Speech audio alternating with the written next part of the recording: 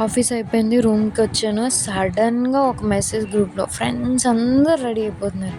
ఏంట్రా అని చూస్తే లీవ్ అని గ్రూప్‌లో మెసేజ్ వచ్చింది. ఇంకా ఒకటే పండగ. పైగా వినాయక చవితి.